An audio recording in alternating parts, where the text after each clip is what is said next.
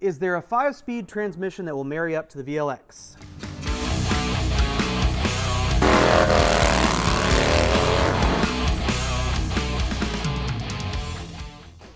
No, there is not. And I will tell you why.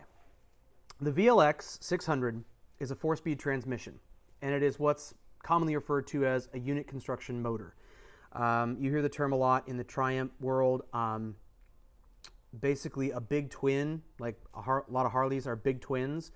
A Sportster is unit construction, but a big twin is where the motor is separate from the transmission.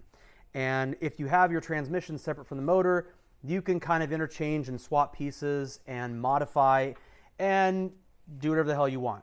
So with the VT600, you have a unit construction motor, which the transmission is built into the actual bottom end. Like the motor and the transmission are one piece, and you can't split them apart. So if you were to put an extra gear, a 5th gear inside that transmission, all you would really get is a 3rd gear that was split in half. So if you've ridden a VLX 600 or VT 600, you're riding along and you're shifting through the gears, you know that 3rd gear is pretty useful. It goes from, like, you can use it all the way from 20 miles an hour up to wide open throttle, and then you hit 4th gear, and that's actually a smaller gear than, or I should say, the correct terminology would be a more narrow gear than your 3rd gear. So with the VT750s, you're really not getting that much benefit out of a 5th gear. The Rebel 250s had 5 gears, and if you've ridden one of those, you're like, ma-bat, ma-bat, ma-bat, ma-bat. So you go all the way from 1st to 3rd real quick. There's no like, yeah, I can cruise around in 2nd gear for a while. Nope, nope, nope. It's real short, like boop, boop, boop, boop, boop. So if you start trying to look into changing the gears on your Honda Shadow VT600, there is no 5-speed transmission that can marry up to the VLX just because of the way it's designed. If you wanted to do that, you'd pretty much need to redesign the whole motor to accept a 5th gear. There's no room in there. It's not designed with room for that. The 750, like I said, has 5 gears, but you're really not gaining that much crazy benefit over the 4-geared VT600.